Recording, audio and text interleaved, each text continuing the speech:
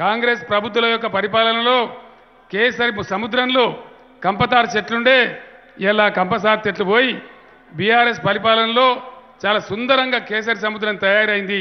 అక్కడ వచ్చి గౌతమ బుద్ధుడు కూడా వెలిసిండు శాంతి దేవుడు. ఆ రకంగా అద్భుతమైనటువంటి డెవలప్మెంట్ మనం చూస్తూ ఉన్నాం. ఈ విధంగా చుట్టుపక్కల నుంచి వచ్చే జనం చూసిపోయేటువంటి ఒక పర్యాటక కేంద్రం కింద ఇలా కేసరి సముద్రం మారిందంటే అది తెలంగాణ ప్రభుత్వం సాధించిన ఘనత నేను మనవి చేస్తూ ఉన్నాను. ఇప్పుడు అన్ని చెరువుల నిండా కూడా నేను హెలికాప్టర్లో వస్తుంటే చూసినాను. దుందుబి వాగు మీద మన గోరేటి వెంకన్న పాట రాసిండు. నాకు ఆయన లెక్క వాడరాదు కానీ వాగు ఎండి పాయరా పెదవాగు ఎండి పాయరా పేగు ఎండి పాయరా అని ఆనాడు తన గానంలో బాధపడ్డాడు, దుఃఖపడ్డాడు. అదే గోరేటి వెంకన్న నేను అడిగిన, వెంకన్న ఇప్పుడు ఎట్లుందంటే వాగు నిండి పాయరా అని కడుపు నిండా నిండున్న సార్ అని చెప్తున్నాడు. చెక్ డ్యాములు కట్టుకున్నాం.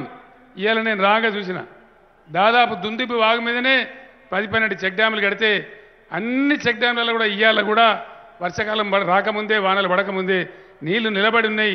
నా కళ్ళకి ఆనంద బాష్పాలు వచ్చినాయని చెప్పి నేను మీకు మనవి చేస్తూ ఉన్నా. ఈ విధంగా ఉన్నంతలో తోసినంతలో ప్రజల బ్రతుకు ముఖ్యం కాబట్టి దానికోసం తన్లాడినం, పోరాడినం, చాలా బ్రహ్మాండంగా చేసుకున్నాం. కల్వకుర్తి, నెట్టెంపాడు, భీమా ప్రాజెక్టులు పెండింగ్లో ఉండే. తెలంగాణ రాకపోతే అవి ఇయ్యాలంటే కూడా ముందర పడకపోతుండే.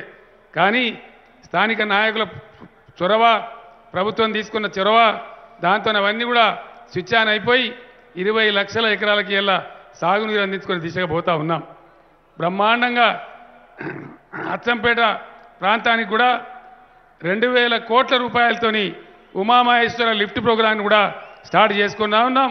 ఆ విధంగా కల్వకుర్తి మన అచ్చంపేట ప్రాంతంలో ఉన్న ఎత్తిపోతల పథకాలతోని అప్పర్ ప్లాటోకు కూడా నీళ్లు అందటానికి అన్ని విధాలు ఏర్పాటు చేసుకున్నాం. చెక్ డ్యాములు కట్టుకొని మిషన్ కాకతీయ చెరువులు బాగు చేసుకొని వాటిని ప్రాజెక్టు నీళ్లతో నింపుకొని బ్రహ్మాండంగా చేసినాం. కాబట్టి బోరు బావులన్నీ కూడా ఎండిపోకుండా బ్రహ్మాండంగా నడుస్తూ ఉన్నాయి. లక్షలాది ఎకరాల పంటలు పండుతూ ఉన్నాయి. అద్భుతమైనటువంటి ఈ మార్పు నా తమ్ముడు సాయి చంద్ ఇదే జిల్లాకు సంబంధించిన కళాకారుడు. దళిత బంధు గురించి పాటలు రాస్తూ ఉన్నాం. ఆ సందర్భంలో ఒక మాట వస్తే ఆ రోజు గోరేటి వెంకన్న గారు కూడా ఉన్నారు. ఒక సందర్భం వస్తే ఎట్లయింది పాలమూరు అని అడిగిన నేను. బ్రహ్మాండంగా ఉన్నాయి సార్, చెరువుల నీళ్లు ఉన్నాయి, అద్భుతంగా ఉన్నాయంటే ఒక పాట నేనే రాసిన. వలసలతో వలవల విలిపించు కరువు జిల్లా, పెండింగ్ ప్రాజెక్టులన్నీ వడివడిగా పూర్తి చేసి చెరువులన్నీ నింపి పన్నీటి జలకమాడి పాలమూరు తల్లి పచ్చ పైట కప్పుకున్నదని చెప్పి నేనే నా కలంతో రాసిన.